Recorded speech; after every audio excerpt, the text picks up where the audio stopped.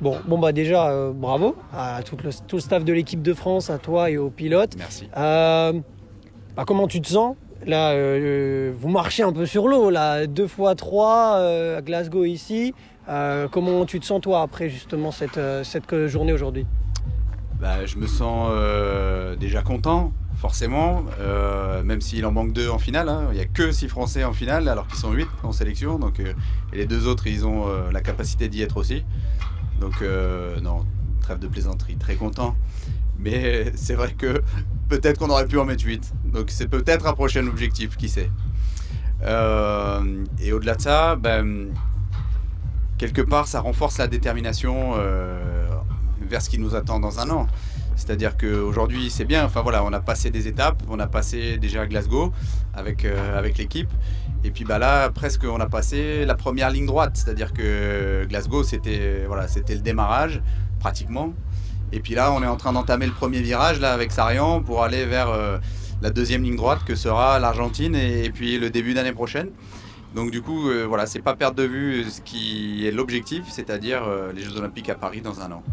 Même pour parler aussi des élites femmes, nous on en a beaucoup parlé. Là aujourd'hui, ça fait plaisir d'avoir cette finale qui nous manquait depuis le début de saison. J'imagine que là, toi aussi, il y a de la satisfaction. Oui, il y a de la satisfaction parce que Axel, elle est passée aux enfers. En gros, hein, faut pas oublier que sa dernière course de niveau mondial, ce sont les Jeux Olympiques de Tokyo, hein, c'est-à-dire c'est il y a 2 ans et demi. Elle a vite fait une petite apparition en début d'année, là, cette année, au niveau inter à Zolder, où elle a rentré un podium. Mais en gros, une course de niveau mondial, la dernière, c'était les Jeux. Et du coup, elle s'est blessée. Là, elle revient gentiment. Donc voilà, progressivement, elle est capable aujourd'hui, sans être à 100%, de rentrer cette fameuse finale. Mais maintenant, c'est plus haut qu'il faut aller viser. Et puis, elle, c'est son objectif. Donc voilà, elle a les capacités pour le faire. Donc il faut continuer de travailler dans ce sens-là. Julien, on en parle très souvent avec Clément. Nous, on ne rêve pas d'être dans ta position par rapport au choix des Jeux Olympiques. Est-ce que toi, tu juges que c'est le meilleur métier du monde parce que justement, tu as les meilleurs pilotes du monde à ta disposition, ou que justement, c'est horrible parce que tu vas devoir en laisser sur le côté? Les deux, mon capitaine, dans le sens où il vaut mieux avoir le choix en tant que sélectionneur, toujours. C'est toujours plus intéressant, entre guillemets. Par contre, c'est forcément très dur humainement parce qu'il n'y a que 3 spots. On voit aujourd'hui qu'il y en a beaucoup qui sont capables de rentrer en finale, de rentrer sur le podium, maintenant beaucoup capables aussi de gagner. Donc forcément, humainement parlant, c'est terrible. C'est terrible parce que je me dis que les Jeux Olympiques, l'équipe de France masculine, on va écarter des pilotes qui sont en mesure peut-être d'avoir une médaille. Donc du coup, forcément humainement, c'est très difficile. Tu nous en avais parlé à avançant, forcément beaucoup de choses confidentielles concernant les courses importantes. Cependant, ce que tu nous avais dit, et ça paraît tout à fait logique, que Sarian était important pour la qualif au JO pour l'équipe de France. Est-ce que le fait qu'hier ce soit annulé, alors je crois qu'ils en ont parlé ce matin, mais que tu nous en reparles, ça change quoi concrètement? Ce que ça change, c'est que en fait, ça devient un one-shot. C'est-à-dire qu'au lieu d'avoir 2 chances, il y en a qu'une. Et du coup, ça devient une course d'un jour. Et du coup, ça devient peut-être une course avec encore un peu plus d'enjeux, où il faut tenir encore un petit peu plus la pression, où il faut s'engager encore un peu plus. Donc du coup, oui, effectivement, performer en France, gagner en France, rentrer une bonne perf en France, c'est très important, effectivement. Toujours dans l'objectif de Paris l'année prochaine. Petit mot sur les U23, on en a parlé avec Clément pendant qu'on était en live, les gens en parlaient dans le chat. On se demandait, est-ce que le fait on est trop exigeant avec les Français parce qu'on a des résultats exceptionnels, ou alors on se dit c'est frustrant par rapport à Matteo par exemple, où on se dit il est tellement proche de gagner à chaque fois. Toi, ta vision, c'est quoi par rapport à ça? Est-ce que tu dis que là, aujourd'hui, c'est réussi parce qu'on a 2 Français sur le podium en U23, ou alors c'est aussi un peu frustrant parce qu'on doit gagner ce premier titre en U23 cette année? Alors, si je suis très honnête, quand on parle de U23, il y a les filles et les garçons. On n'est pas tout à fait dans la même dynamique chez les filles et chez les garçons. Chez les filles, il y a Tessa qui revient pareil, de 2 années de galère pratiquement, et qui est revenue depuis janvier étape par étape. Elle est en train de passer les étapes. Et elle, le but du jeu, c'est qu'elle regagne, qu'elle aille chercher ce titre de Coupe du Monde, la gagne du classement général, et qu'elle se réhabitue à gagner des courses. Donc ça, on est dans cette optique-là et dans une optique d'aller chercher un classement, une victoire au classement général. Ce qui veut dire, alors il y a gagné des courses, mais c'est pas à tout prix quand il y a un classement général. Ça veut dire qu'il faut arriver à se placer, ça veut dire que voilà, tout le temps être bien placé pour au final mettre la gagne du classement général. Donc c'est plutôt une question de régularité. Dans le cas des garçons, alors, je vais parler déjà pour Matteo. Matteo, il est plutôt dans une phase aujourd'hui de transition. C'est-à-dire que l'objectif des U23, il est passé, il est terminé. C'est-à-dire que c'était Glasgow, l'objectif majeur de l'année pour eux. C'est terminé, il a été au rendez-vous. Et ça, voilà. Maintenant, lui, il est plus dans une démarche de transition. Voilà, cette fin de saison, elle doit servir la transition vers le niveau élite.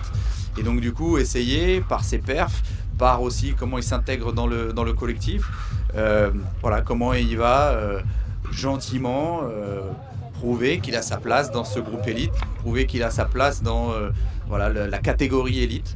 Donc voilà, ça passe par rééditer ce qu'il a fait à Glasgow et pourquoi pas aller chercher au fur et à mesure là, des courses qui arrivent cette fameuse victoire en Coupe du Monde.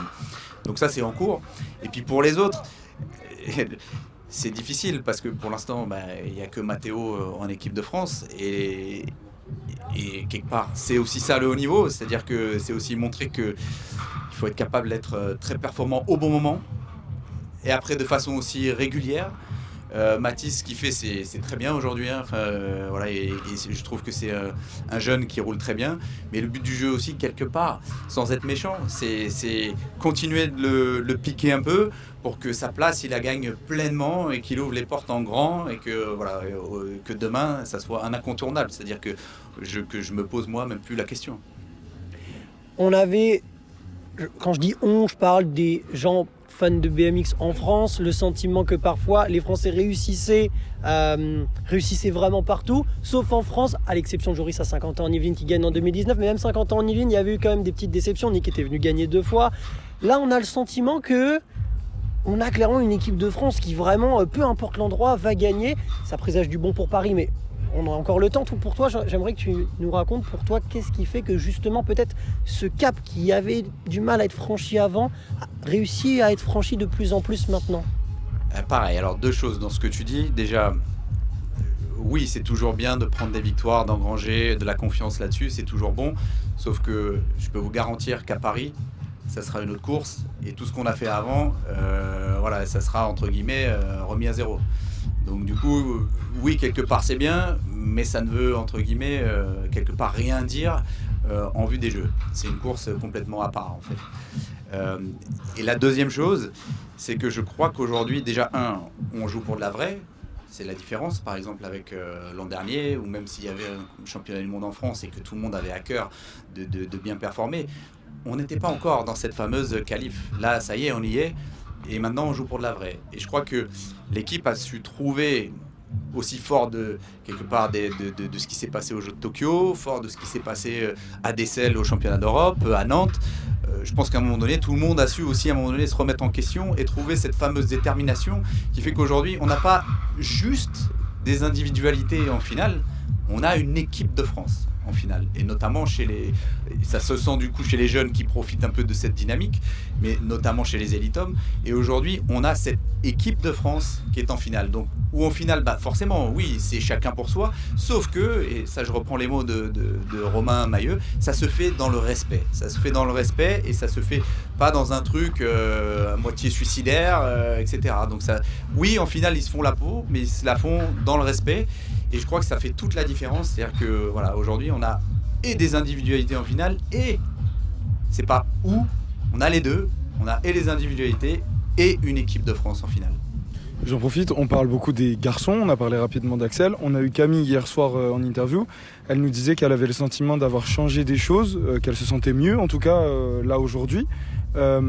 Ça se voit, j'ai l'impression, par rapport au début de la saison. Elle fait 5e en demi, si je ne me trompe pas. Oui, c'est ça, ouais.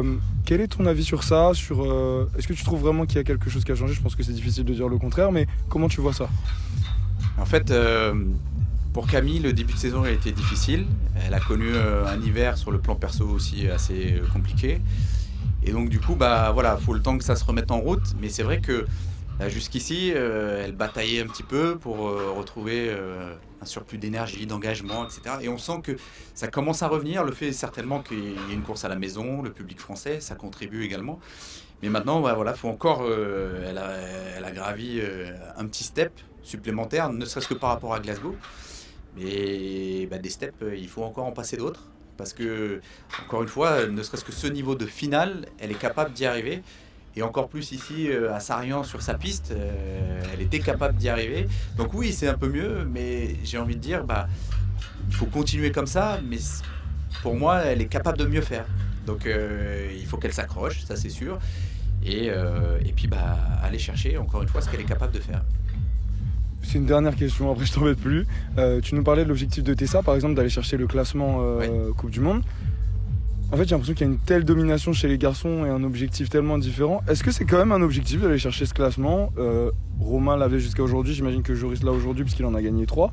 Est-ce qu'il y a quand même cet objectif, soit dans un coin de leur tête, soit vous en parlez dans le staff, vous êtes comment par rapport à ça ? J'avoue que c'est pas quelque chose dont on parle énormément. Par contre, je sais que